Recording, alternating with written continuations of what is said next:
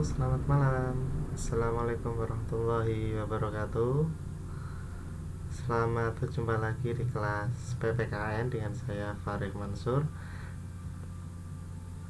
Apa kabar Mbak Fitri dan Mbak Santi?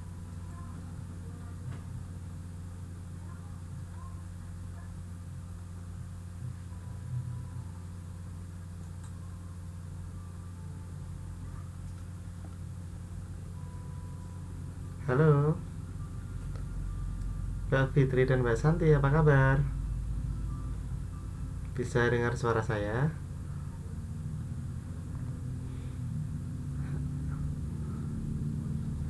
Halo. Halo Mbak Fitri. Iya, baik ya Mbak Santi. Ini Mbak Santi saya coba ini ya, hidupkan untuk mikrofonnya.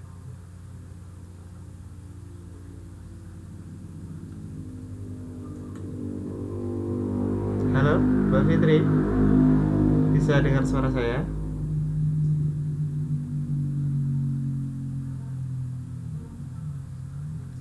Halo.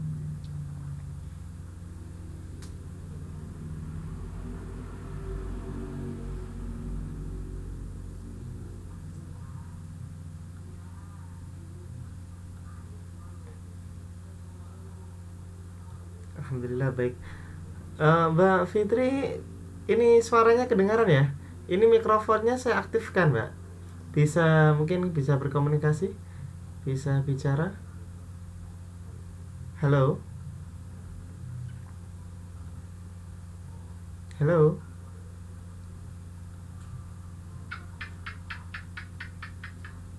Untuk mikrofonnya Mbak Santi ini masih muter-muter ini ya.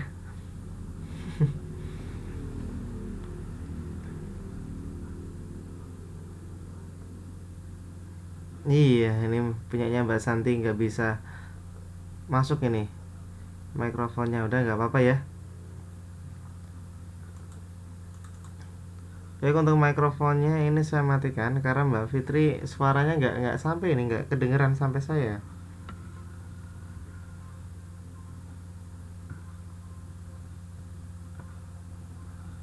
Oh gitu.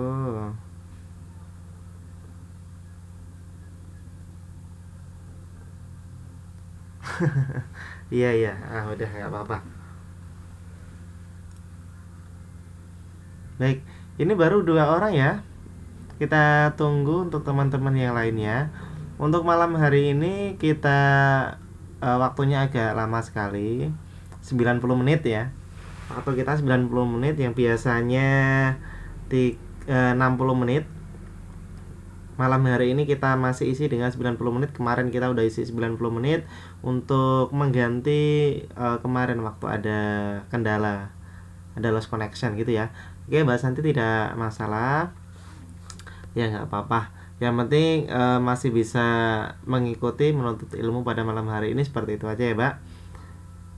Mbak Santi masih sibuk ini berarti ya? Masih sibuk kerja ya? Ya, Mbak Fitri masih sibuk kerja juga malam ini?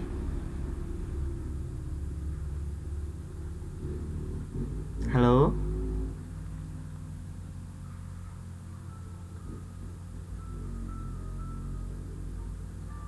Oke, enggak ya? Udah santai ya? Baik, kalau sudah santai berarti malam ini nanti bisa mengikuti ini dengan baik. Pelajaran ini dengan baik. Iya, perlu eh, di ini ya, kemarin ada ini pemberitahuan dari kesejahteraannya dari sekolahnya. Itu sebentar lagi kita akan ya menghadapi UTS. Sebentar lagi kita akan ada UTS ya. Sudah diberitahu kemarin? Sudah diberitahu belum?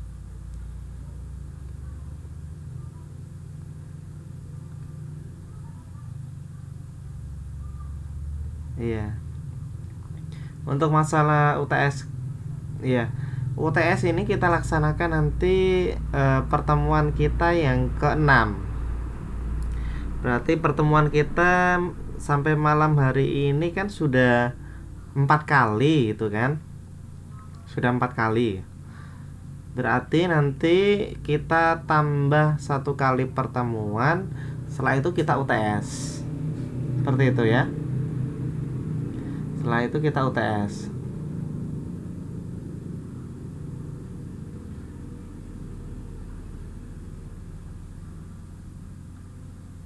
Halo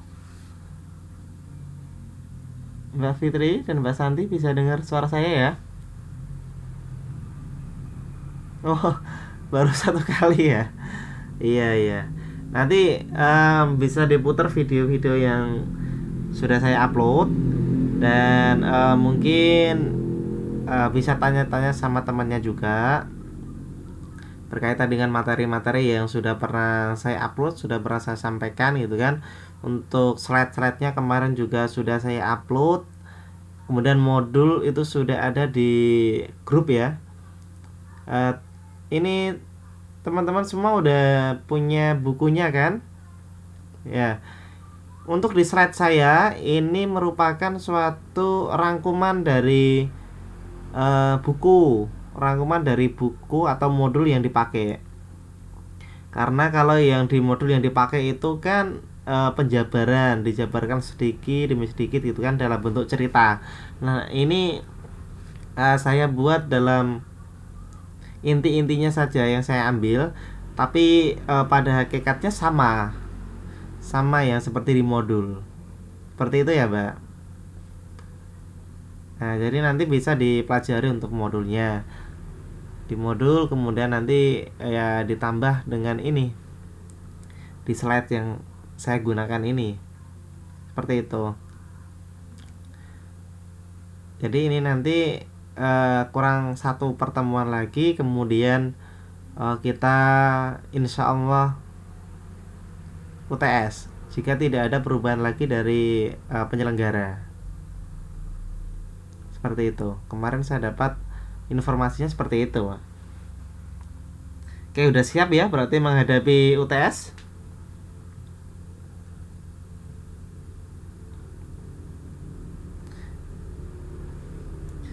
Baik, kita masih menunggu teman-teman yang lain.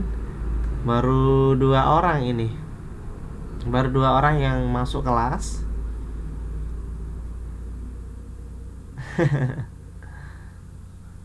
Iya, iya, iya. Baik, siap-siap aja. Semoga nanti UTS-nya nilai bagus semua gitu aja. Kita doanya nilai nanti bagus semua. Semoga dapat mengerjakan dan nilainya dapat bagus semua gitu ya. Ya, baik. Ini baru 2 orang, mungkin teman-temannya bisa dipanggil dulu atau yang punya kontaknya kalau kelas PPKN pada malam hari ini sudah dimulai gitu ya. Nah, kita sambil tunggu teman-teman yang lain. Iya. Baik, karena ini udah 10 menit, langsung saja kita mulai. Nanti teman-temannya biar menyusul seperti itu ya, nggak apa-apa ya, kita mulai dulu.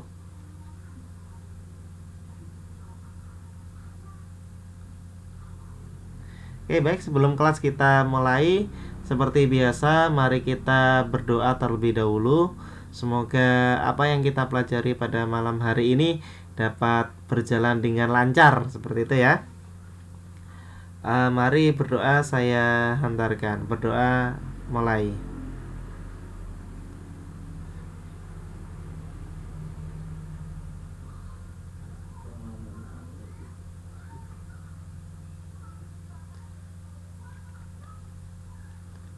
Berdoa selesai. Baik, walaupun masih 2 orang, masih bertahan 2 orang, belum bertambah, kita langsung mulai aja mata pelajaran untuk PPKN kelas 11. Oh, mohon maaf, PPKN kelas 9 ya. Kelas 9. Malam hari ini ya kita belajar berkaitan dengan bentuk-bentuk usaha pembelaan negara. Ini kemarin udah sempat kita bahas untuk pertemuan kita yang kemarin, sempat kita bahas. Nah, malam hari ini kita ulang sedikit mengingat kembali seperti itu ya, berkaitan dengan bentuk-bentuk usaha pembelaan negara. Poin yang pertama yang akan kita bahas pada kesempatan malam hari ini yaitu bentuk penyelenggaraan usaha pembelaan negara. Menurut pasal 9 ayat 2 Undang-Undang Republik Indonesia nomor 3 tahun 2002 gitu ya. Ini bentuk penyelenggaraan usaha pembelaan negara dibagi menjadi beberapa. Ini ada 4. Ini ada 4 ya teman-teman, bisa dilihat semuanya. Untuk slide-nya jelas ya teman-teman. Untuk slide-nya jelas ya. Yang pertama yaitu pendidikan kewarganegaraan. Pendidikan kewarganegaraan. Yang kedua yaitu pelatihan dasar kemiliteran secara wajib.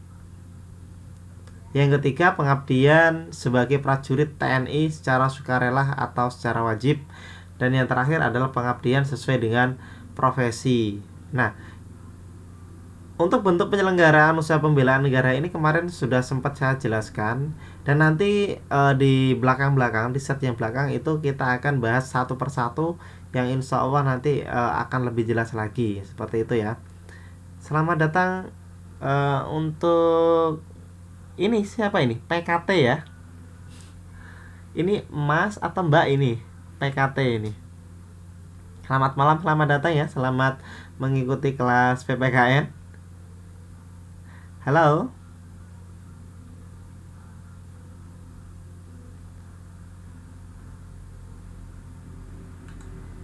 Oke. Baik, kita lanjutkan lagi. Pasal 37 ayat 1 UU RI nomor 3 tahun 2002 menyatakan bahwa pendidikan kewarganegaraan dimaksudkan untuk membentuk peserta didik menjadi manusia yang memiliki rasa kebangsaan dan cinta tanah air. Ini jelas-jelas ya. Selamat datang yang baru masuk di kelas, Mbak Rara, selamat datang. Seperti itu ya. Jadi baik, selamat malam Mbak Rara. Selamat mengikuti kelas. Ini untuk Mas atau Mbak ini PKT. Oh iya, Mbak ya. Semuanya Mbak ini berarti. Baik, waalaikumsalam. Selamat malam Mbak Siti ya. Ya, gak apa-apa. Selamat malam. Selamat mengikuti kelas. Ini kebetulan kelas juga baru mulai. Tadi kita sambil menunggu teman-temannya. Dan ini alhamdulillah sudah bertambah. Terkumpul 4 tadi. Mbak PKT kemana tadi ya Mbak PKT-nya? Keluar kelas lagi ya. Oke, baik, kita lanjut lagi ya. Saya ulang dari awal. Ya. Pada malam hari ini kita belajar bentuk-bentuk usaha pembelaan negara. Yang pertama kali kita akan bahas yaitu bentuk penyelenggaraan usaha pembelaan negara. Yang pada pertemuan kemarin kita sudah sempat membahas ini ya kan. Namun pada malam hari ini kita ulang sedikit berkaitan dengan bentuk penyelenggaraan usaha pembelaan negara. Menurut pasal 9 ayat 2 UU RI nomor 3 tahun 2002, bentuk penyelenggaraan usaha pembelaan negara ini dibagi menjadi 4. Yang pertama yaitu pendidikan kewarganegaraan. Yang kedua pelatihan dasar kemiliteran secara wajib. Yang ketiga pengabdian sebagai prajurit TNI secara sukarela atau secara wajib. Dan yang terakhir yaitu pengabdian sesuai dengan profesi. Nah, keempat poin ini kemarin sudah saya jelaskan sedikit gitu ya. Sudah pernah saya jelaskan. Nah, untuk penjabaran lebih lanjut nanti kita akan bahas di slide-slide yang di belakang. Seperti itu ya. Nah, pada pasal 37 ayat 1 UU RI nomor 3 tahun 2002 ini menyatakan bahwa pendidikan kewarganegaraan dimaksudkan untuk membentuk peserta didik menjadi manusia yang memiliki rasa kebangsaan dan cinta tanah air. Makanya pendidikan kewarganegaraan itu disampaikan mulai dari pendidikan dasar sampai dengan tingkat perguruan tinggi. Itu pasti ada yang namanya pendidikan kewarganegaraan. Agar apa? Agar mulai sejak kecil anak itu terdidik untuk memiliki rasa kebangsaan, rasa memiliki terhadap negaranya, rasa cinta terhadap negaranya. Maka apa? Setiap hari Senin untuk sekolah dasar, mungkin sekolah dasar, tingkat menengah, tingkat lanjutan, itu pasti menyelenggarakan yang namanya kegiatan upacara bendera. Nah, itu merupakan salah satu bentuk usaha penyelenggaraan bela negara. Ya, bentuk rasa cinta kebangsaan dan cinta tanah airnya. Seperti itu ya. Itu yang perlu dipahami oleh teman-teman semua. Makanya apa? Pendidikan kewarganegaraan itu penting sekali, ya. Penting sekali, ya. Baik, selamat malam buat Mbak Aisyah gitu kan. Ya, tidak apa-apa. Selamat datang di kelas, selamat mengikuti kelas ya. Tinggal menyesuaikan saja dengan teman-teman yang lain. Baik, kita lanjut pada slide yang berikutnya.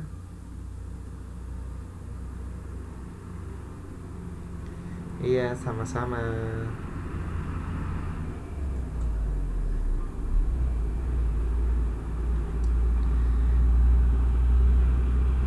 Ini merupakan konsep kecintaan kita kepada negara kesatuan Republik Indonesia ya. Konsep kecintaan kita yaitu konsep bela negara. Nah, konsep bela negara ini diwujudkan dalam konsep moral yang diimplementasikan dalam sikap, perilaku, tindakan warga negara yang dilandasi yang pertama yaitu cinta terhadap tanah air, kemudian kesadaran berbangsa dan bernegara, keyakinan kepada Pancasila sebagai ideologi negara, kerelaan berkorban untuk bangsa dan negara. Ini merupakan konsep kecintaan kita kepada negara kesatuan Republik Indonesia. Harus dengan didasari apa? Rasa kebangsaan yang biasanya disebut dengan nasionalisme. Seperti itu. Kemudian ada rasa cinta tanah air yang biasanya disebut dengan patriotisme. Ya. Cinta tanah air, cinta kepada negaranya. Rasa kebangsaan berarti dia mengakui bahwa dirinya adalah bangsa Indonesia gitu kan. Berbangsa satu bangsa Indonesia gitu. Berbahasa satu bahasa Indonesia, bertanah air satu tanah air Indonesia, seperti itu. Nah, konsep moral ini implementasinya yang pertama itu sikap, menunjukkan nih sikap kita, ya kan? Sikap kita terhadap tanah air kita itu harus bagaimana gitu kan? Selain sikap juga harus didukung dengan perilaku. Mereka ini saling mendukung, sikap dan perilaku. Sikap dan perilaku ini saling mendukung ini. Mereka satu kesatuan, ya. Didasari dengan sikap, ditunjukkan dengan perilakunya gitu kan. Kemudian tindakannya harus dilandasi dengan ya cinta tanah air, kesadaran berbangsa dan bernegara, keyakinan kepada Pancasila sebagai ideologi negara, kerelaan berkorban untuk bangsa dan negara. Ini harus ini untuk konsep moral yang diimplementasikan ini. Konsep moral ini harus landasannya ini semuanya. Seperti itu.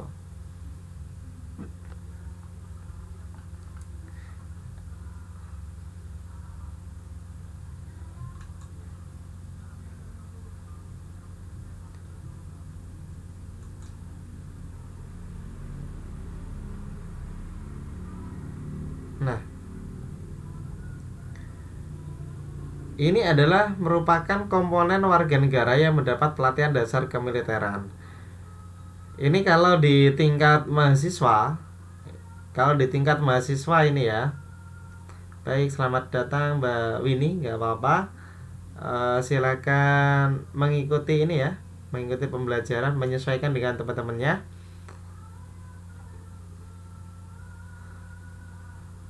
Baik. Unsur mahasiswa itu merupakan unsur-unsur yang diberi pelatihan dasar, diantaranya adalah menwa, resimen mahasiswa. Ya, ini biasanya disebut dengan polisinya mahasiswa lah, bagian keamanan, penertiban itu di menwa, namanya resimen mahasiswa.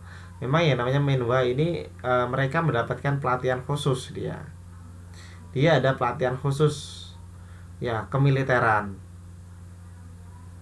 Setiap kegiatan-kegiatan eh, kemahasiswaan yang menjaga keamanan, ketertiban, inilah dia seorang menwa, resimen mahasiswa. Mungkin teman-teman bisa melihat atau mungkin bisa browsing ya, atau mungkin kalau teman-teman di sana dekat kampus, atau mungkin di istilah di sana apa saya juga kurang tahu untuk di teman-teman di Taiwan sana ya. Kalau mungkin ada kampus itu ada yang namanya polisi mahasiswa ya, atau biasa dikatakan resimen mahasiswa. Kalau di Taiwan apa teman-teman kira-kira itu? Ada yang tahu nggak?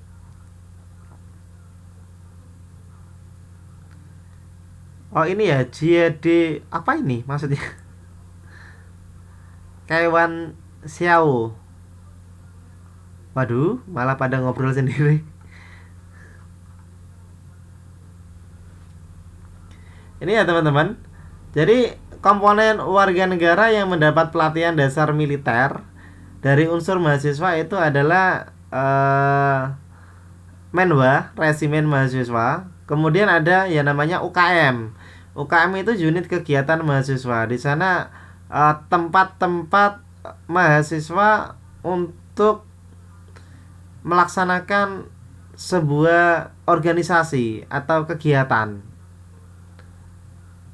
Nah, kegiatan ini bisa kegiatan dalam bela negara gitu kan. Kegiatan-kegiatan itu termasuk kegiatan bela negara. Banyak sekali kegiatan dalam unit mahasiswa itu. Ada KSR, Korps Sukarela itu kan.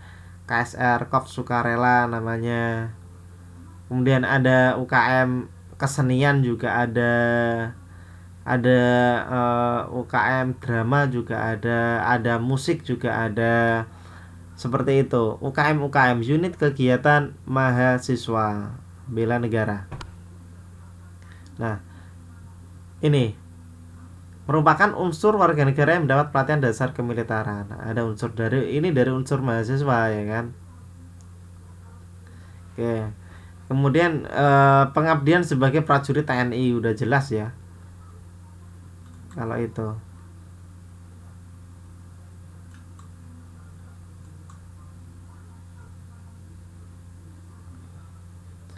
Baik, selamat malam Mbak Kalista. Halo, suara saya bisa didengar, teman-teman?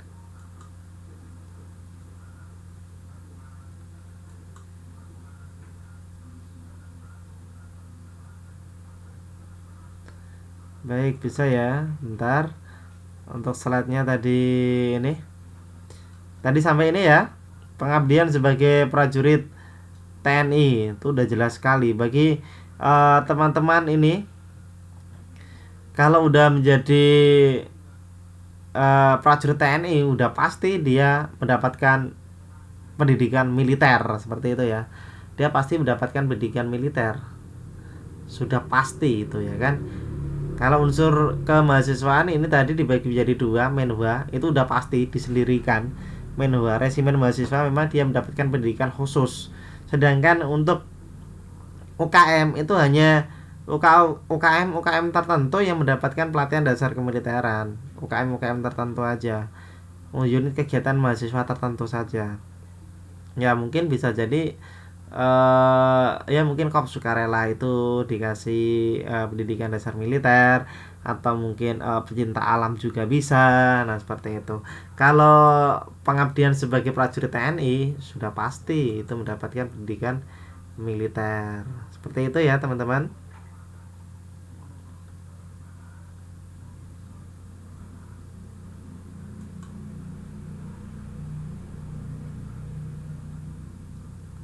Nah, ini adalah merupakan suatu tuntutan perubahan, ya kan, reformasi. Tentunya perubahan apa? Perubahan paradigma atau cara berpikir dalam sistem ketatanegaraan. Ini terdapat dua fungsi ya dalam pemikiran paradigmanya. Ini ada dua fungsi. Fungsi pemisahan fungsi dari peran TNI dan Polri, biar nanti tidak ada suatu bentrok antara TNI dan Polri.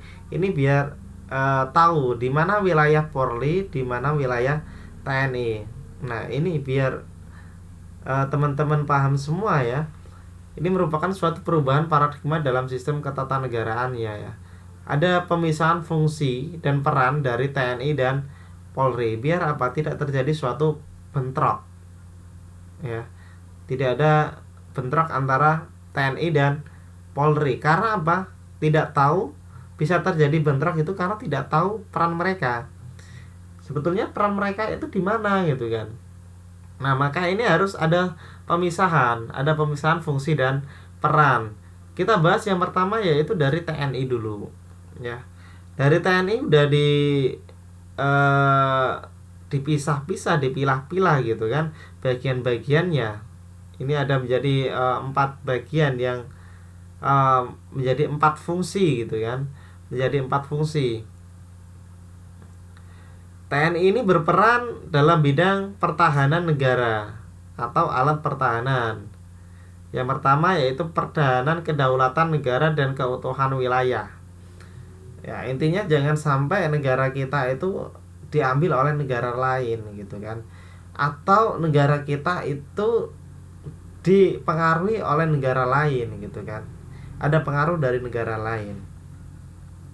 Kemudian jangan sampai wilayah kita itu diambil oleh orang lain. Mungkin teman-teman kalau sudah membaca modulnya bisa lebih paham, karena di sana itu dijelaskan secara rinci gitu kan. Secara rincinya adalah bentuk cerita. Diceritakan kalau di sana di dalam buku. Nah, ini peran TNI dan Polri. Mereka harus dipisah fungsi dan perannya. Yang pertama, dia berperan itu mempertahankan kedaulatan negara dan keutuhan wilayah. Ini yang saya katakan tadi ya kan. Jangan sampai negara kita itu dipengaruhi oleh orang lain, apalagi sampai bisa dikendalikan oleh orang lain atau negara lain. Ini jangan sampai terjadi. Wilayah kita harus utuh, jangan semakin berkurang karena dikuasai oleh negara lain. Artinya kita belum bisa lepas dari penjajahan seperti itu. Nah, yang kedua yaitu melindungi kehormatan dan keselamatan bangsa. Ya. Kehormatan dan keselamatan bangsa.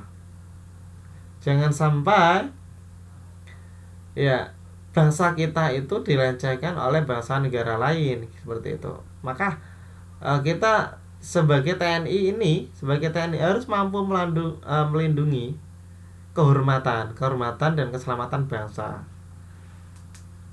baik di dalam negeri maupun di luar negeri. Itu memang sudah menjadi fungsi dan perannya. Kemudian melaksanakan operasi militer selain perang. Ya, jadi tugasnya itu tidak hanya ketika ada perang. Jadi TNI itu tidak hanya dipersiapkan ketika ada perang, tapi mereka memang selalu mengadakan operasi-operasi militer gitu ya. Operasi militer.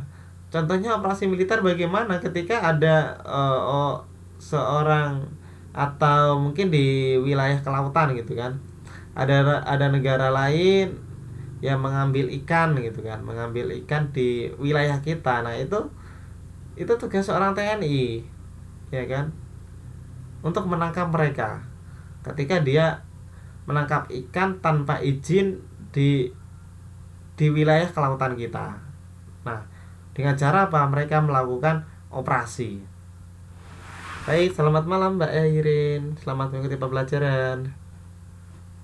Seperti itu ya. Kemudian ikut serta secara aktif dalam tugas pemeliharaan perdamaian regional dan internasional. Ini udah jelas. Baik itu dia di dalam negeri maupun di luar negeri. Pemeliharaan perdamaian. Ya, namanya juga dia pertahanan. Jangan sampai ada suatu permusuhan antar negara. Ini udah gawat sekali gitu ya.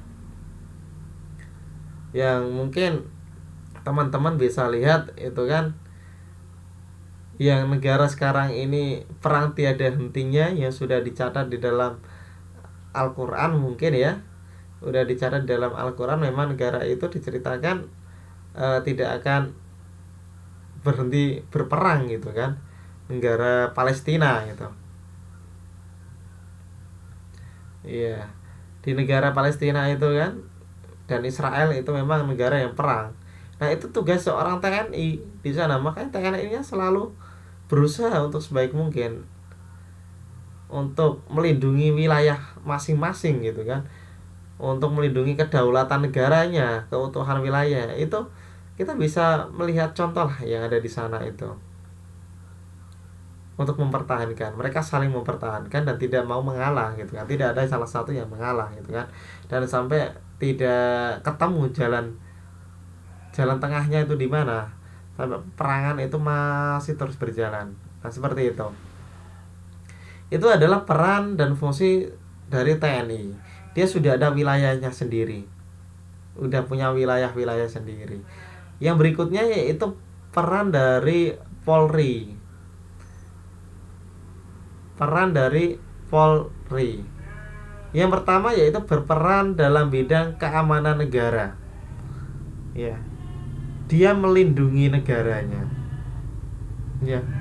Kalau TNI mempertahankan, kalau Polri dalam bidang keamanan, mengamankan. Kemudian memelihara Kamtibnas. Ya, teman-teman ada yang tahu kepanjangan dari Kamtibnas? Apa? Halo? Mbak Rara, mungkin Mbak Rara, Kamtibnas kepanjangannya apa Mbak Rara?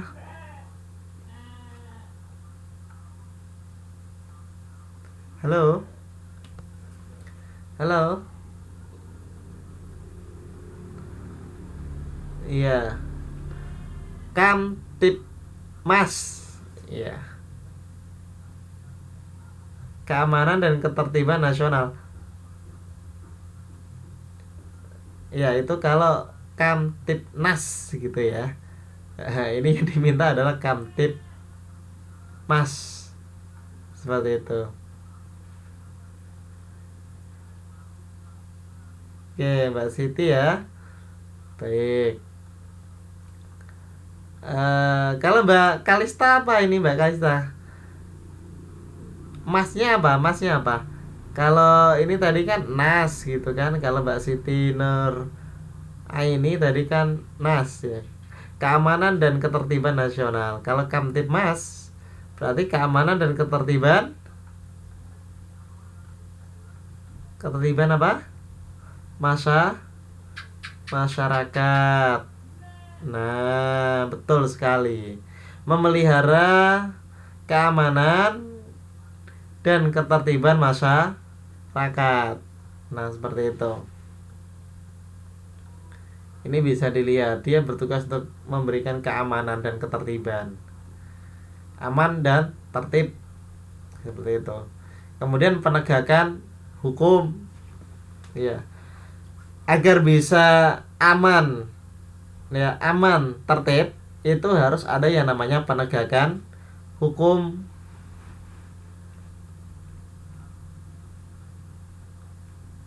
Iya, nggak apa-apa. Baik ya. Jadi biar masyarakatnya itu bisa aman, tertib, itu harus ada yang namanya penegakan hukum untuk mengendalikan terjadinya suatu kejahatan-kejahatan yang tidak diinginkan. Ya. Ketika terjadi suatu kejahatan, itulah yang dikatakan mengganggu keamanan dan ketertiban karena akan membuat kacau. Seperti itu. Kemudian terpeliharanya keamanan dalam negeri. Ya, ketika hukum itu udah tegak, pasti terpelihara keamanan dalam negeri.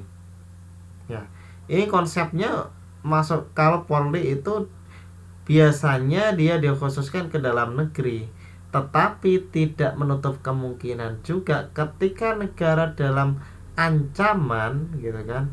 Ketika negara berada pada ancaman, maka polisi ini pun bisa melindungi, ya, bisa ikut serta dalam melindungi masyarakatnya, baik itu di dalam maupun di luar negeri.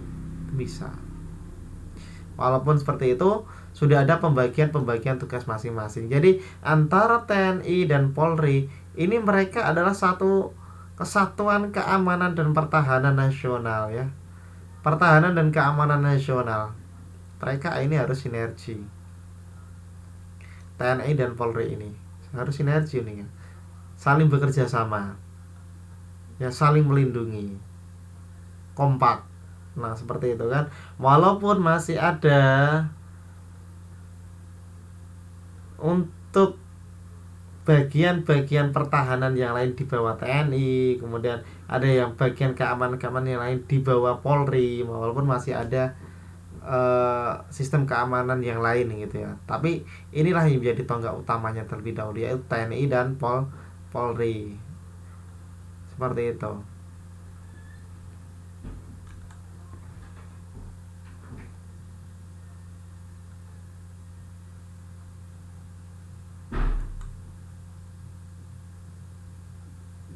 Nah, ini kita bisa melihat ancaman. Ancaman yaitu setiap usaha dan kegiatan baik dalam negeri maupun luar negeri yang dinilai membahayakan kedaulatan negara, keutuhan wilayah negara, dan keselamatan segenap bangsa. Itu yang dikatakan ancaman. Ya. Setiap usaha dan kegiatan baik dari dalam negeri maupun luar negeri yang dinilai membahayakan kedaulatan negara, keutuhan wilayah negara, dan keselamatan segenap bangsa. Ini merupakan suatu ancaman. Ya. Maka jangan sampai negara kita itu terkena hal yang seperti ini.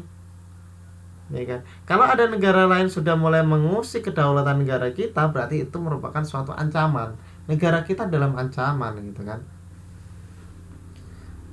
Ada suatu negara yang pengen menguasai wilayah tertentu, gitu kan.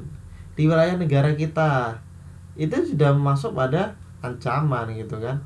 Ancaman itu tidak hanya dari luar, dari dalam negeri pun bisa terjadi ancaman, pemberontakan. Itu merupakan suatu ancaman, bahkan mau lepas dari wilayah, mau membuat negara sendiri. Nah, seperti itu adalah merupakan ancaman. Sampai ada gerakan-gerakan, bahkan ada yang namanya teroris. Itu merupakan suatu ancaman negara, gitu kan. Musuhnya negara itu termasuk. Walaupun dia berada di dalam negeri, apalagi yang berada di luar negeri. Ya. Ketika melihat sumber daya alam di Indonesia yang sangat melimpah seperti itu, maka harus memiliki alat pertahanan dan keamanan yang bagus. Karena kalau tidak memiliki alat keamanan dan pertahanan yang bagus, bisa saja sumber daya alam yang luar biasanya dimiliki Indonesia itu bisa dengan mudah direbut oleh negara lain. Nah, seperti itu. Makanya apa? Perlu alat-alat tadi. Harus sinergi alat pertahanan dan keamanannya, yaitu TNI dan Polri. Ini kita bisa melihat ancaman itu ada yang pertama ancaman militer. Ya, ancaman militer. TNI yang ditempatkan sebagai komponen utama yang didukung oleh komponen cadangan dan komponen pendukung itu dari militer. Kemudian yang non militer yaitu unsur utama adalah pemerintah di luar bidang pertahanan sesuai dengan bentuk dan sifat ancaman yang dihadapi. Ini yang dari ancaman militer dan ancaman non militer.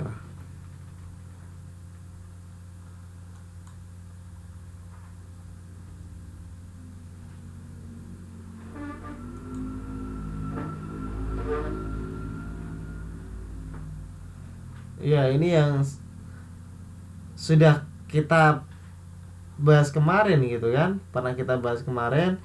Ya, dari pembelaan negara itu tindakan kita untuk meningkatkan kesejahteraan warga negara bisa terwujud dalam mewujudkan keamanan lingkungan, keamanan energi, dan keamanan ekonomi. Ya, bisa pembelaan negara itu bisa menggunakan senjata kayak kayak tadi. Bisa menggunakan senjata ataupun sikap dan tindakan untuk meningkatkan kesejahteraan warga negara, baik itu keamanan lingkungan, energi, dan keamanan ekonominya. Ini sudah pernah kita bahas yang di konsep awalnya.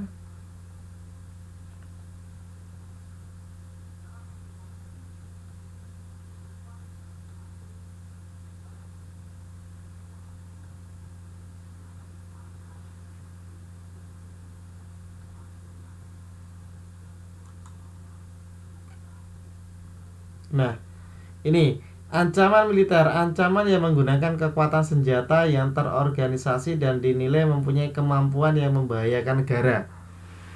Ya, ancaman militer ini teman-teman bisa dipahami untuk ancaman militer. Ancaman kan ada dua tadi kan, baik itu ancaman militer maupun ancaman non militer. Kalau ancaman militer itu ancaman yang menggunakan kekuatan senjata, senjata perang ya, yang terorganisasi dan dinilai mempunyai kemampuan untuk membahayakan negara. Tidak hanya membahayakan perseorangan, per kelompok, tapi ini adalah membahayakan negara. Itu merupakan suatu ancaman militer. Kalau yang ancaman non militer yaitu ancaman yang tidak menggunakan senjata tapi jika dibiarkan akan membahayakan negara. Itu ancaman non militer. Dia tidak menggunakan senjata tapi pengaruhnya besar terhadap negara. Itu ancaman juga termasuk. Nah, bentuk ancaman militer ini ya yang diatur dalam UU RI nomor 3 tahun 2002. Jenisnya yang pertama yaitu agresi.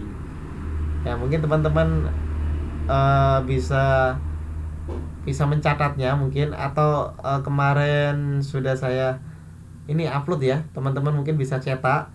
Ada agresi, penggunaan kekuasaan senjata oleh negara lain terhadap kedaulatan, keutuhan wilayah dan keselamatan bangsa. Ya, sering kita dengar yang namanya agresi militer itu kan teman-teman. Udah sering dengar ya kata seperti itu, agresi militer gitu kan. Nah, itu ya, itu penggunaan kekuasaan senjata oleh negara lain terhadap kedaulatan, keutuhan wilayah dan keselamatan bangsa. Iya. Kemudian yang berikutnya yaitu pelanggaran wilayah oleh negara lain, pelanggaran wilayah gitu kan. Nanti di belakang ada contoh-contohnya. Nanti kita bisa melihat. Ada pelanggaran wilayah juga.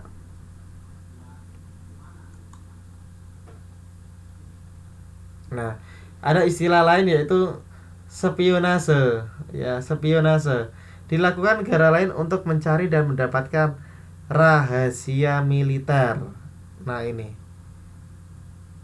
ketika ada seorang militer lain atau orang yang mencari tahu rahasia dari militer suatu negara, itu yang dinamakan spionase gitu ya. Karena setiap negara itu pasti punya rahasia bagaimana cara mempertahankan negaranya. Mereka pasti punya rahasia-rahasia, termasuk Indonesia pun pasti punya rahasia seperti itu. Kemudian ada yang namanya sabotase, untuk merusak instalasi penting militer dan objek vital nasional. Ya, menyalahi ya, sabotase itu menyalahi.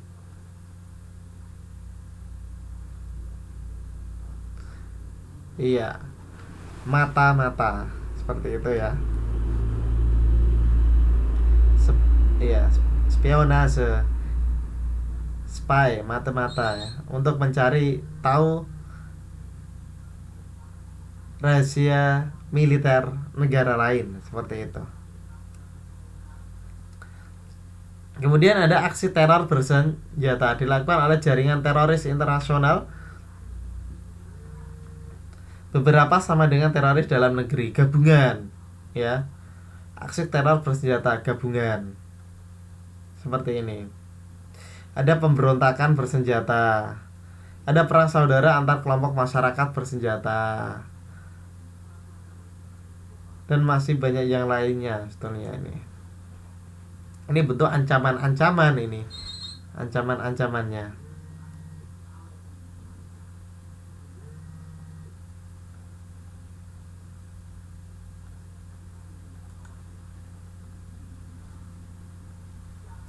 Nah, ini teman-teman mungkin ada yang masih ingat gitu ya. Mungkin teman-teman ada yang masih ingat. Ini contoh potensi ancaman militer. Dari sisi Malaysia, lepasnya Sipadan, Likitan, dan persekutuan di Blok Ambalat. Masih ingat teman-teman ini? Pulau kita ini? Halo teman-teman? Masih ingat nggak ini? Lepasnya Sipadan dan Militan dan persekutuan di Blok Ambalat. Halo teman-teman.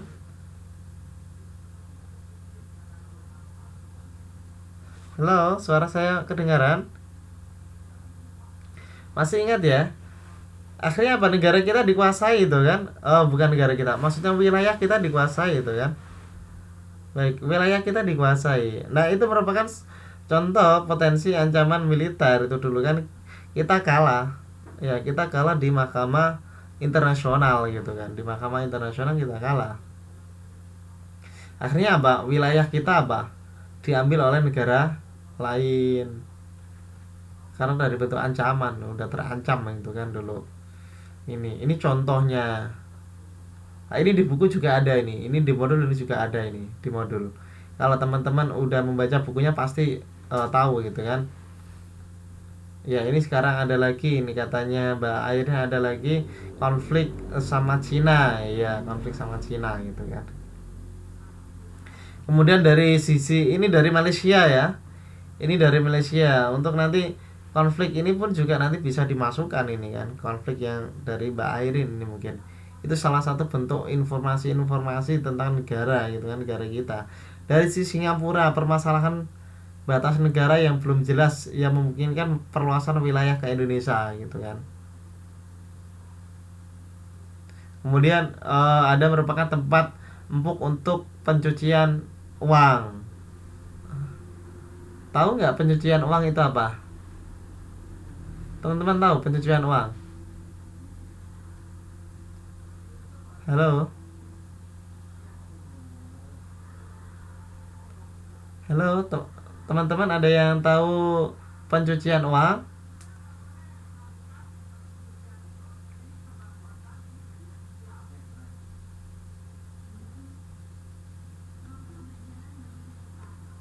Halo, teman-teman.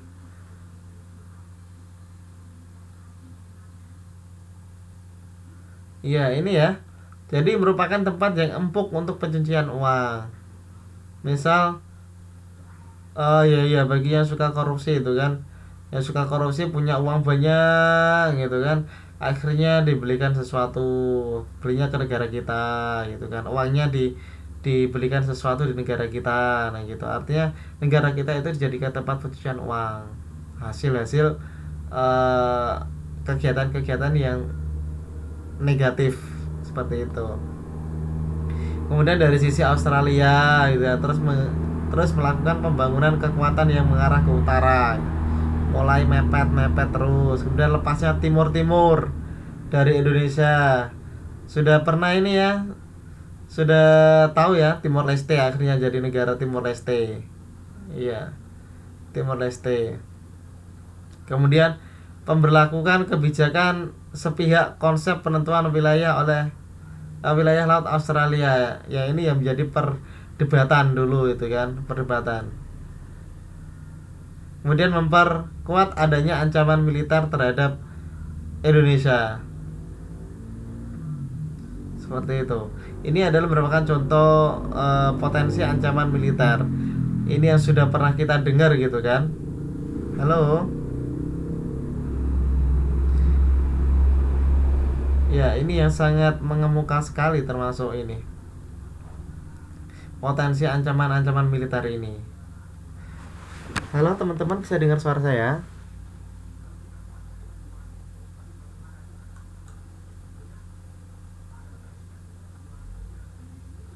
Halo.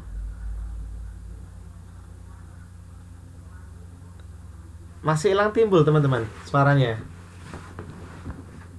Padahal di sini untuk sinyal saya bagus loh. Ya, untuk sinyalnya bagus, hijau.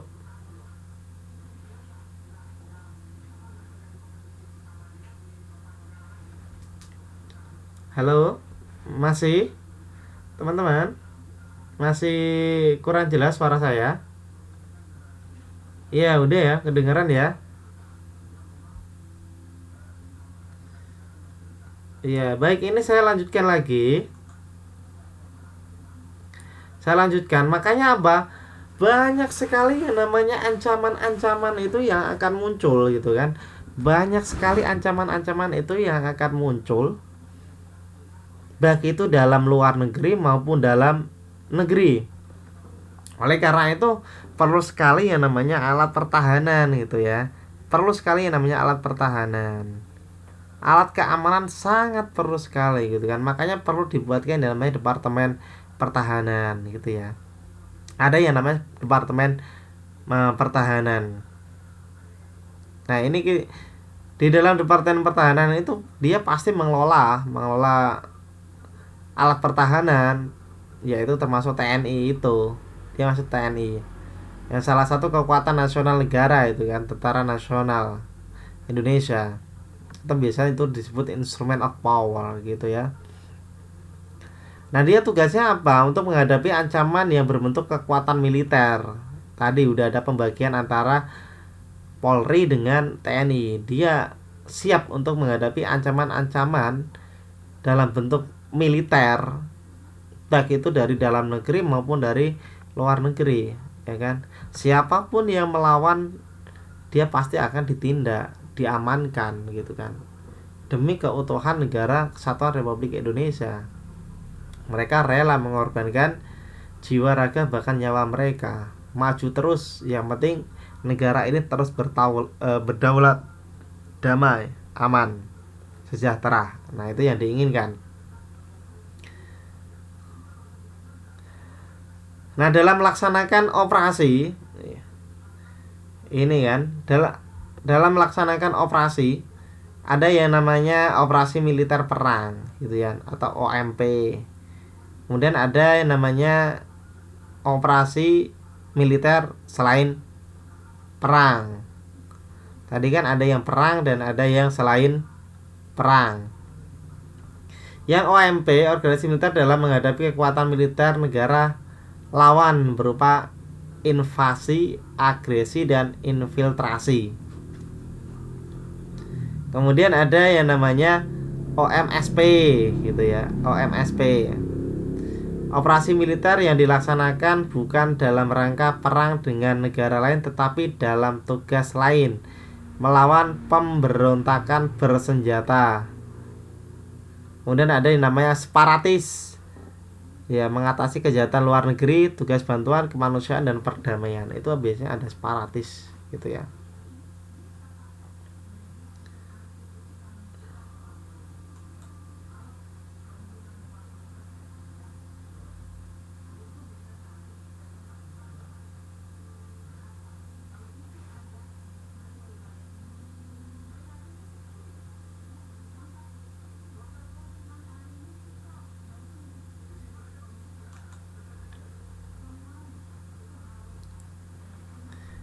Nah, ini adalah kalau tadi ancamannya bersifat militer.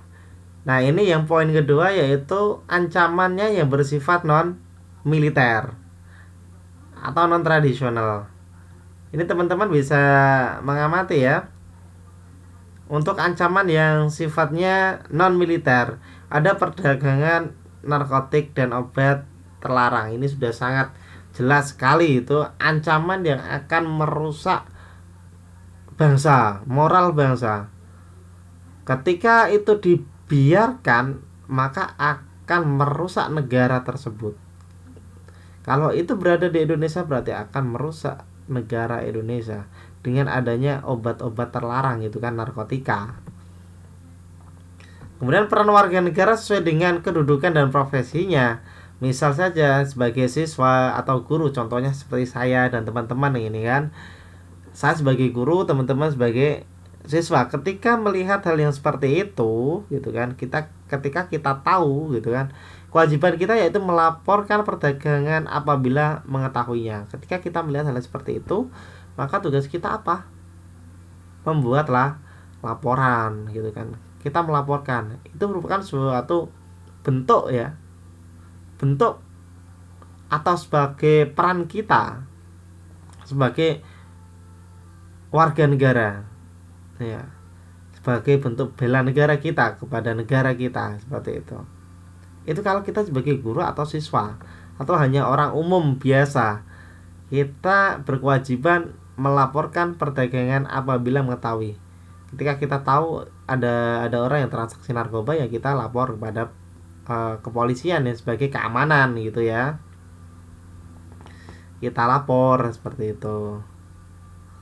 Kemudian yang kedua yaitu polisi ya, berkewajiban untuk melakukan penyelidikan dan penyidikan terhadap pelaku ya, mencari tahu ya, mencari tahu siapa sih akarnya gitu kan, yang polisi siapa sih yang jual gitu kan, dari mana dia dapatkan, berapa besar gitu kan. Nah itu menjadi tugas polisi. Kemudian, nah, seorang TNI ini tidak memiliki kewenangan untuk turut serta menangani masalah tersebut. Ya, karena itu merupakan suatu bentuk keamanannya. Ya, keamanannya. Itu menjadi tugas seorang polisi. Makanya tadi harus tahu peran dan fungsinya masing-masing antara polisi dengan TNI biar tidak terjadi suatu bentrok. Kalau wilayah ini berarti ini adalah wilayahnya keamanan gitu kan, wilayahnya polisi, bukan wilayah pertahanan gitu kan. Berarti yang menjadi petugas untuk mengamankan itu adalah seorang polisi, bukan seorang TNI. Nah, seperti itu. Halo teman-teman, bisa dengar suara saya?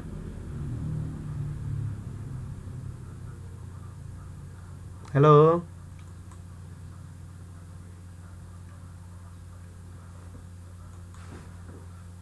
Halo. Bisa dengar ya? Iya, kayaknya kok pada diem ini. Masih semangat buat belajar malam ini? Oh gitu, kadang dengar kadang enggak ya. Duh, kenapa ini? Padahal kalau di sini bagus loh sinyalnya. Bagus sekali. Suaranya enggak jelas. Halo. Ya, kalau mungkin masih nggak jelas teman-teman ini ya, mungkin nanti videonya bisa diputar kembali. Ya, bisa diputar kembali nanti videonya untuk lebih jelasnya. Karena di sini kalau menurut sinyal dari tempat saya ini bagus. Sinyalnya bagus tapi nggak tahu ya kok outputnya kurang bagus sampai sana gitu kan. Ya nggak apa-apa. Ini kita lanjutkan ya. Kita lanjutkan teman-teman. Jadi gini. Kemudian ini kita bisa lihat perkiraan ancaman dan gangguan terhadap kepentingan pertahanan negara menurut Depan gitu ya. Yang pertama yaitu terorisme internasional. Kemudian ada gerakan separatis, ada aksi radikalisme, ada konflik komunal, ada kejahatan lintas negara, ada kejahatan imigrasi gelap, ada gangguan keamanan laut, ada gangguan keamanan udara, ada perusakan lingkungan, bahkan sampai dengan bencana alam. Itu merupakan perkiraan ancaman dan gangguan terhadap kepentingan pertahanan negara menurut Depan. Nah, pengabdian sesuai dengan profesi. Pengabdian warga negara yang mempunyai profesi tertentu untuk kepentingan pertahanan negara, termasuk menanggulangi dan memperkecil akibat yang ditimbulkan oleh perang, bencana alam, dan bencana lainnya. Makanya di dalam profesi itu ada berbagai macam. Ada PMI, ada paramedis, ada tim SAR, ada Polri sendiri, ada petugas bantuan sosial, dan ada Linmas, ya, perlindungan masyarakatnya. Itu adalah bentuk pengabdian sebagai wujud bela negara kita dengan berbagai macam profesi, termasuk di situ bisa dimasukkan profesi guru gitu kan, bisa di dalamnya juga bisa. Nah, mereka melaksanakan sesuai dengan profesi masing-masing gitu. Mereka sudah punya peran masing-masing. Mereka ini sudah memiliki peran masing-masing. Profesi ini udah ada perannya masing-masing sesuai dengan tugas dan tanggung jawab masing-masing gitu ya. Jadi sudah ada wilayah-wilayah tertentunya seperti itu.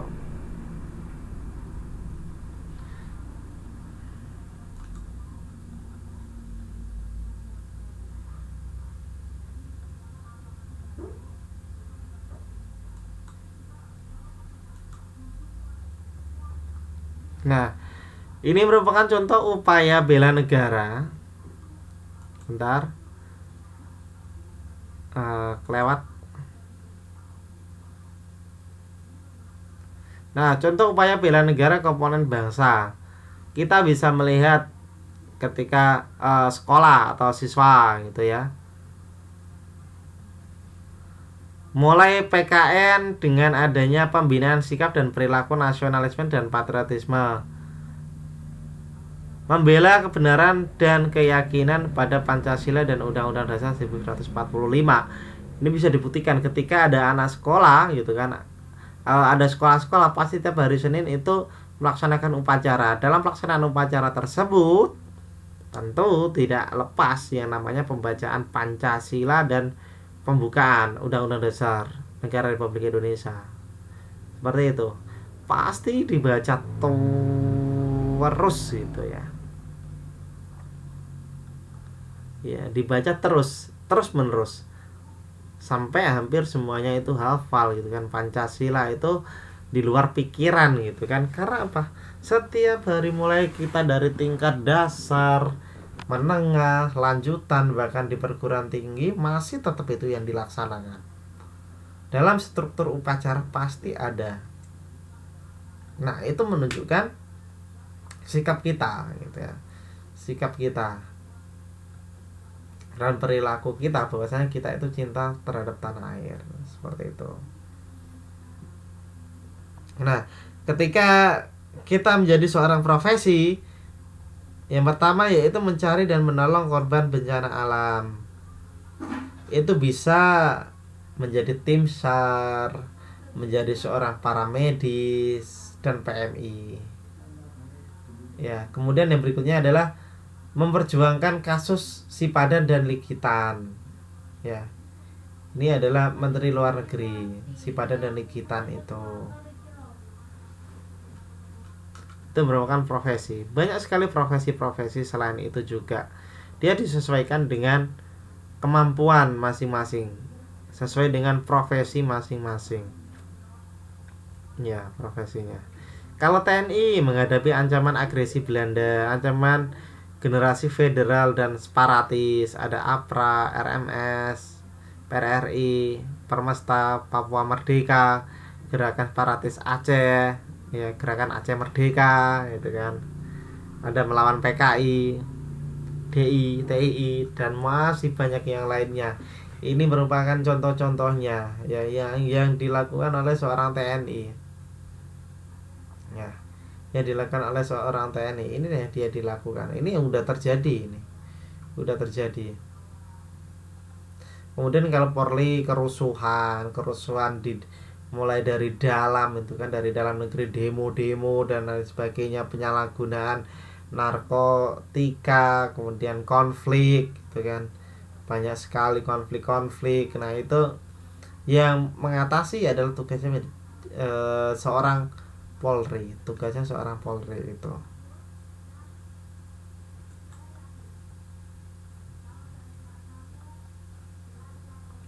Kemudian karo kerakyatan gitu kan, ada kelas karam, barisan cadangan, ada pager desa, ada OKD atau OPR, ada Hansip, Wanra dan Karma, perwira cadangan, Linmas dan rakyat terlatih.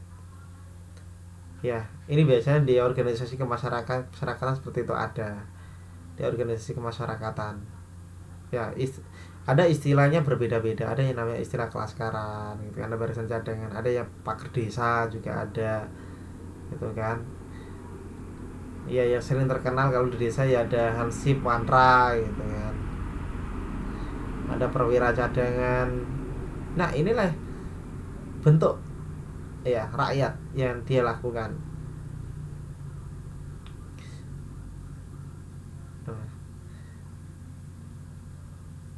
Yang berikutnya yaitu partisipasi dalam usaha pembelaan negara di lingkungan. Nah, kalau di lingkungan kita sebagai masyarakat contohnya melalui kegiatan siskampling gitu ya.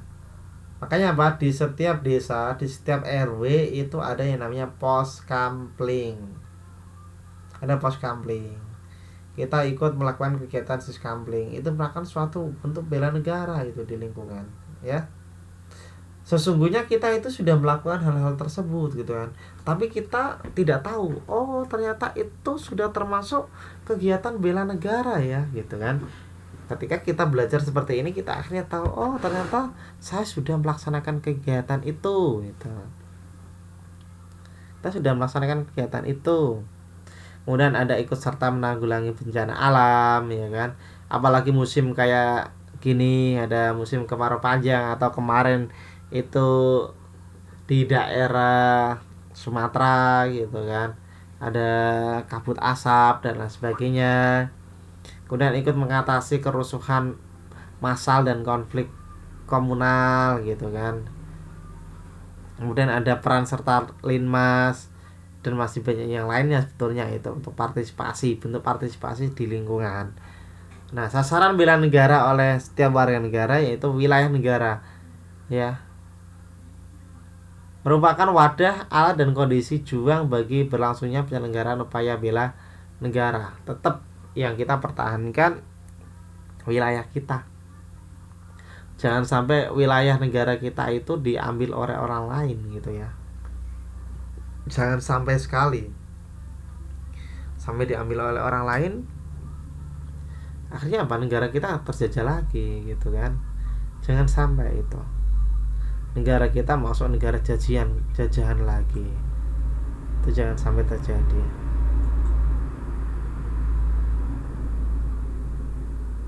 Ya.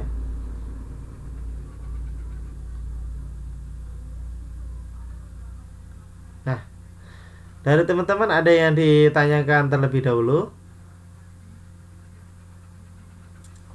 Halo? Halo?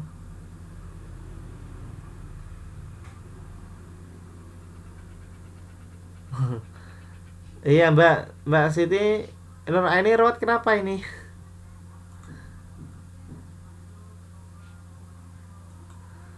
Oh gitu, suaranya hilang timbul ya? Iya, halo? Bingung? Jadi kurang jelas. Aduh. Untuk teman-teman ini bisa dilihat di dalam modulnya itu.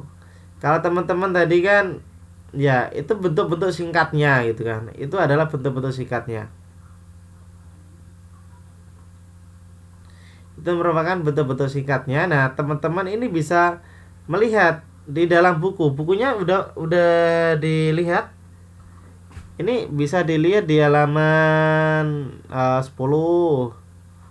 Ya, di halaman 10 ini. Coba dilihat di sana. Nah, bagaimana hak dan kewajiban serta tanggung jawab warga negara dalam pembelaan negara gitu kan.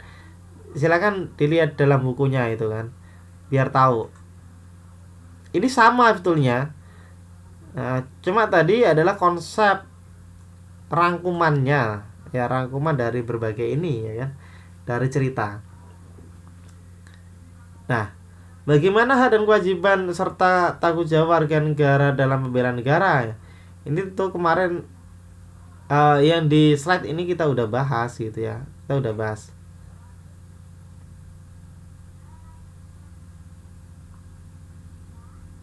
Nah, kita bisa melihat ini bahwa mempertahankan kemerdekaan dan kedaulatan negara kesatuan Republik Indonesia yang kita cintai ini sangat penting dan merupakan tanggung jawab kita bersama sebagai warga negara, gitu kan. Kemudian kemerdekaan dan kedaulatan itu perlu dipelihara oleh seluruh warga negara dengan mengisi kemerdekaan dan mempertahankan kedaulatan negara. Nah, seperti itu. Ini bisa dilihat, teman-teman bisa lihat pada pasal 30 UUD Negara Republik Indonesia tahun 45 bahwa tiap-tiap warga negara berat dan wajib ikut serta dalam usaha pembelaan negara. Ini kan kita kemarin sudah sempat membahas masalah pembelaan negara gitu kan. Ini sama yang saya tulis kemarin. Nah, sekarang kita tidak ikut berjuang dalam melawan penjajah dan menegakkan kemerdekaan. Namun secara konstitusional kita memiliki tanggung jawab untuk memelihara dan menegakkan terus kemerdekaan dengan melakukan bela negara. Konstitusional, ingat, kita sudah tertulis pada pasal 30 UUD Negara Republik Indonesia 1945 bahwa tiap-tiap warga negara berhak dan ikut serta dalam usaha pembelaan negara. Ketika kita masih berada di negara tersebut, khususnya negara Republik Indonesia, kita menjadi warga negara Indonesia, berarti kita memiliki kewajiban dan memiliki hak untuk melakukan pembelaan negara. Itu kita sudah ditulis dalam undang-undang ya. Dalam undang-undang dasar kita sudah ditulis itu. Nah, aturan hukum pasal 30 ini yang dikatakan konstitusional. Seperti itu.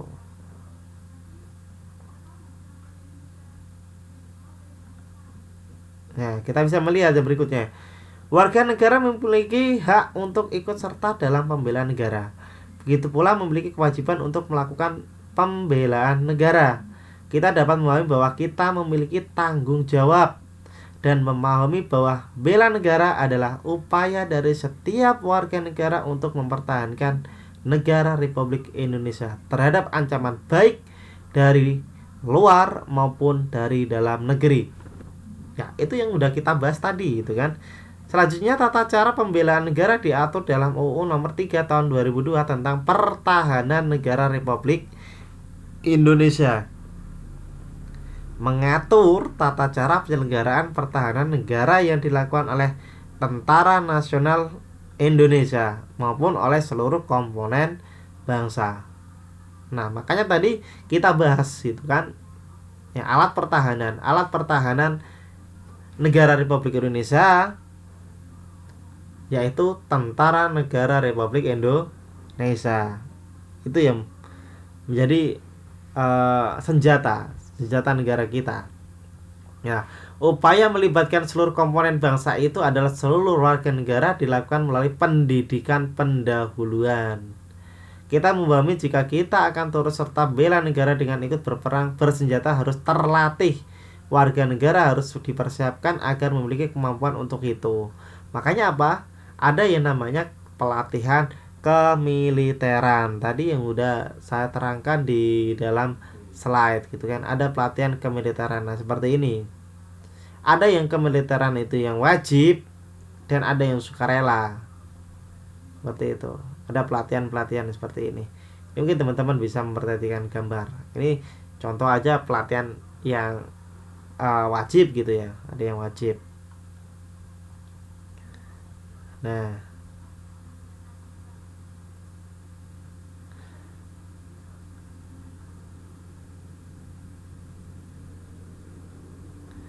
ini makanya semua warga negara ketika ada pendaftaran gitu, ketika ada pendaftaran menjadi seorang prajurit TNI, itu mereka dipersilakan untuk ikut daftar yang sesuai dengan kriteria yang ada. Untuk apa? Untuk menambah pertahanan negara kita. Nah, kita masuk. Bela negara adalah tekad dan tindakan warga negara secara sadar dan terorganisir terus menerus. Ya, menyeluruh terpadu atas dasar kecintaan terhadap tanah air yang sangat kuat untuk mempertahankan kemerdekaan dan kedaulatan negara. Seperti itu. Nah, sampai pada dasar hukum bela negara gitu kan. Ini dasar hukumnya, dasar hukum bela negara. Ya. Dasar hukum bela negara ini diatur pada pasal UUD RI tahun 45. Segala warga negara bersamaan kedudukannya di dalam hukum dan pemerintahan dan wajib menjunjung hukum dan pemerintahan itu dengan tidak ada kecualinya. Yang kedua, tiap-tiap warga negara berhak atas pekerjaan dan penghidupan yang layak bagi kemanusiaan. Cuma ini sudah diatur secara konstitusionalnya, udah diatur gitu kan.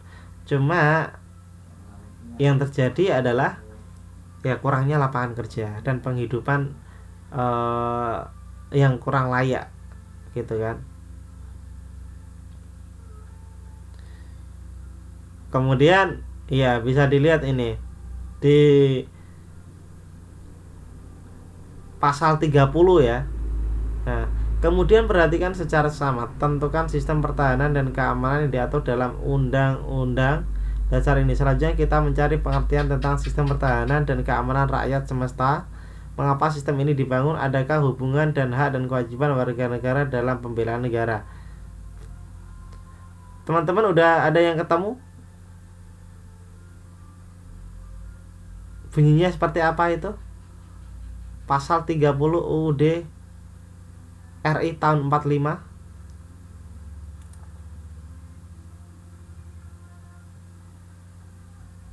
Sudah ada yang ketemu? Sudah ketemu belum teman-teman?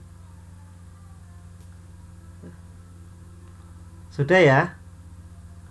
Nah, udah ketemu. Ini loh. Tiap-tiap warga negara berhak dan ikut serta dalam usaha pertahanan dan keamanan negara. Nah, betul. Kemudian, nah ini teman-teman, kita udah bahas tadi toh. Usaha pertahanan dan keamanan negara dilaksanakan melalui sistem pertahanan dan keamanan rakyat semesta oleh Tentara Nasional Indonesia dan Kepolisian Negara Republik Indonesia sebagai kekuatan utama dan rakyat sebagai kekuatan pendukung. Gitu kan. Ini sudah ada semua di slide dan sudah saya terangkan. Kayak gitu. Jadi ini teman-teman tinggal bisa membaca lagi, dibaca lagi dari bukunya. Buku ini, kalau di buku ini udah dijelaskan ya panjang lebarnya ya. Panjang lebarnya itu udah dijelaskan. Undang-undangnya pun juga sudah ada. Kemudian bentuk-bentuknya juga sudah ada. Cuma yang saya buatkan dalam slide itu adalah garis besar dari teman-teman yang ini untuk garis besar dari buku yang ada di sini di modul. Itu sudah saya ringkaskan di sini. Sudah saya ringkaskan di slide-nya. Itu udah ringkas semua. Bahkan kita tadi kan membahas masalah kepolisian gitu kan, kepolisian. Nah, itu udah semua tadi untuk kepolisian dan tentara.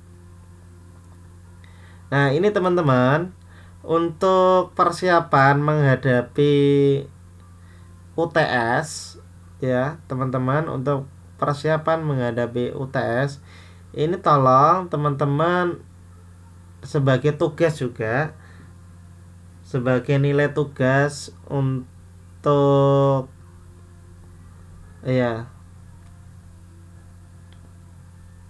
baik, untuk memantapkan persiapan dari UTS, teman-teman coba kerjakan latihan ini, tugas dan latihannya ya.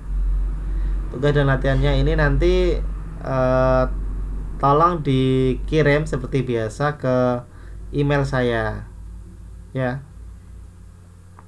Nanti teman-teman tolong dikirim ke email saya ataupun bisa dikirim di FB saya, nggak apa-apa ya.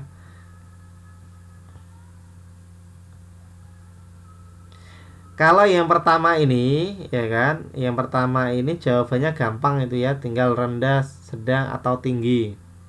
Ini mulai dari halaman 13, modul halaman 13. Modul halaman 13. Nah, sampai ke bawah itu.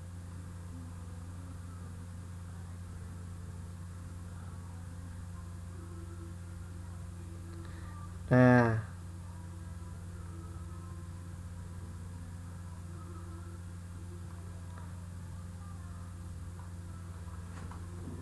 ini semua sudah ada di modul ini. Ini semua sudah ada di modul. Halaman 13, 13.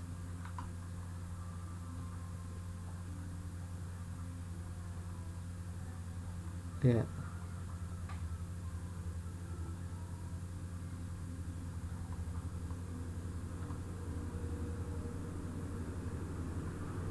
Baik.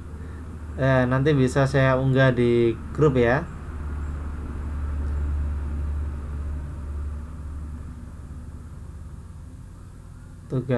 Tugasnya ini betulnya banyak sekali ini ya. Baik, tugasnya ini banyak sekali. Jadi nanti teman-teman ini coba kerjakan. Kalau teman-teman nanti bisa mengerjakan ini semua, nanti teman-teman insya Allah dalam UTS ya bisa mengerjakan semua gitu ya.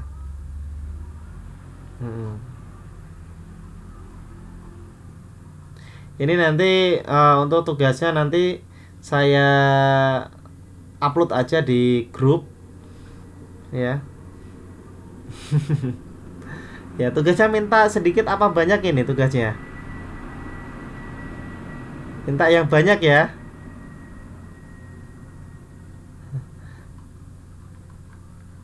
Sedikit. Iya iya. Nah, intinya nanti kita kerjakan bertahap lah. Ya, sedang-sedang saja. Oke. Jadi nanti dikerjakan untuk persiapan UTS teman-teman, agar nanti UTS-nya itu hasilnya bagus. Coba nanti teman-teman mulai kembali lagi membaca dari bab awal sampai dengan bab akhir. Kalau di modul itu bentuknya cerita ya. Kalau di modul itu bentuknya cerita. Sedangkan kalau yang di slide saya itu bentuknya adalah inti dari modul. Saya ambil inti-intinya. Slide UTS-nya nanti ini kan pertemuan yang keempat. Nah, pertemuan yang ke-6 berarti setelah minggu depan ya. Setelah minggu depan. Nah, minggu depan kita masih bahas di modul 1, di modul satunya ya kan. Kita masih bahas lagi. Kita coba review ulang mana yang belum kita pahami, karena kita di sini mengejar materi karena mau UTS seperti itu ya. Karena kita kemarin juga sempat nggak bisa ketemu gitu kan. Kita mengejar materi biar tidak ketinggalan. Baik teman-teman, ada yang ditanyakan dulu?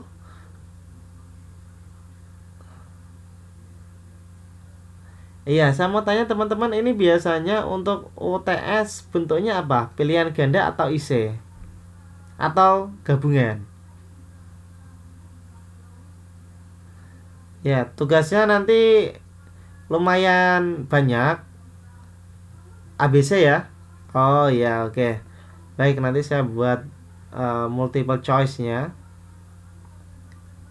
Pilihan ganda aja. Iya. Nanti gabungan ya, multiple choice dan baik. Ya udah, seperti itu. Untuk UTS-nya nanti saya beritahukan lebih lanjut. Kemungkinan setelah pertemuan minggu depan yang terakhir. Untuk kemudian pertemuan selanjutnya kita UTS. Seperti itu ya. Untuk pertemuan pada malam hari ini saya cukupkan. Semoga informasi yang saya berikan bisa dipahami, walaupun tadi agak terganggu dengan ini ya, yang tidak jelas. Mungkin ada sinyal-sinyal yang kurang bagus, akhirnya menimbulkan suasana yang kurang pas atau kurang enak, putus-putus gitu ya, suaranya putus-putus dan lain sebagainya. Dan saya cukupkan pembelajaran pada malam hari ini. Semoga bermanfaat buat teman-teman semua. Semoga ilmunya juga nanti bisa dikembangkan sendiri. Teman-teman juga semakin semangat, semakin rajin. Sukses buat teman-teman. Dari saya cukup untuk malam hari ini. Kita ketemu di kelas yang berikutnya. Seperti itu ya. Kita ketemu di kelas yang berikutnya. Sampai jumpa teman-teman. Saya akhiri. Wassalamualaikum warahmatullahi wabarakatuh. Bye. Sampai ketemu lagi.